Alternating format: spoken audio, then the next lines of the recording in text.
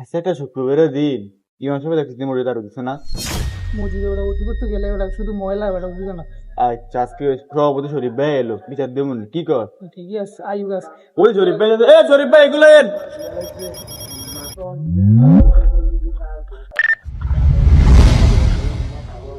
কি ইমাম সাহেব রাখছে?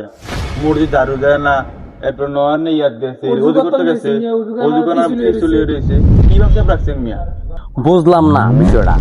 অন্য মসজিদ ৬,০০০ টাকা বেতন দেয়, হুজুরে চকচক করে রাখে সব কিছু, আর আঙুনা ৮,০০০ টাকা বেতন দিয়া হুজুরে সারাদিন কি করে? মসজিদের ঝাড়ু দিয়ে আর ওজুখানা ধুয়ে রাখতে পারে না।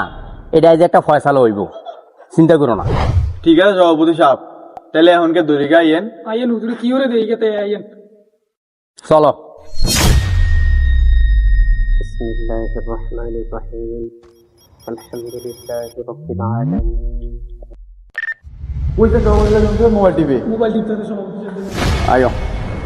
এই ইমান সাহেব, আপনি সারাদিন কি করেন? অজুখানাটা কি গাছটা হয়ে গেছে, অজুখানা ধুইতারেন না? মসজিদের একটা গান্ধ হয়ে গেছে, আপনি মসজিদে ঝাড়ু দিতারেন না? সারাদিন বলবে মোবাইল টিপেন। আপনি জানেন অন্য মসজিদেও আপনার ৬,০০০ টাকা বেতন দেয়, আমরা ৮,০০০ টাকা বেতন দিই, খালি নামাজটা হরান আর মোবাইলটা লয়ে বয়ে এলাম। দেওয়া যায় না, ময়লা আবর্জনা পরিষ্কার করা যায় না। শোনেন সভাপতি সাহেব, আপনি যে বললেন আমি মোবাইল টিপতেছি, আমি তো মোবাইল টিপতেছি না, আমি তো কোরআন তেলাওয়াত করতেছি, আল্লাহর কালাম তেলাওয়াত করতেছি আমি। আর আপনি যে বললেন আমি মসজিদ ঝাড়ু দেওয়ার জন্য, আমাকে কি মসজিদ ঝাড়ু দেওয়ার জন্য রাখছেন? আমাকে মসজিদ ঝাড়ু দেওয়ার জন্য বেতন দেন? আমি তো মসজিদে নামাজ পড়াই, এই জন্য আমাকে বেতন দেন। আপনি যে বললেন যে আমি মসজিদ ঝাড়ু দেব, এই গোসলখানা পরিষ্কার করব, উজুখানা পরিষ্কার করব, এটার জন্য তো আপনি আমাকে বেতন দিচ্ছেন না।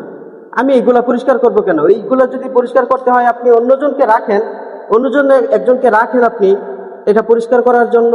আমি কেন এটা পরিষ্কার করব?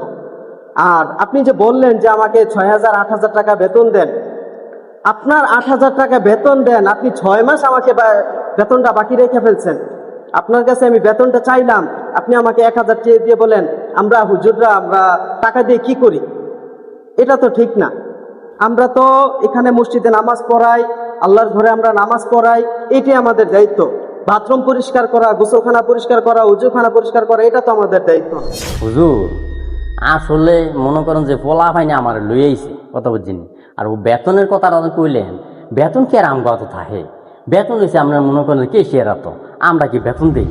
সভাপতি সাহেব, আপনি যদি বেতন নাই দিতে পারেন তাহলে আপনি সভাপতি মসজিদের কেন হয়েছেন? আপনি যদি বেতন নাই দিতে পারেন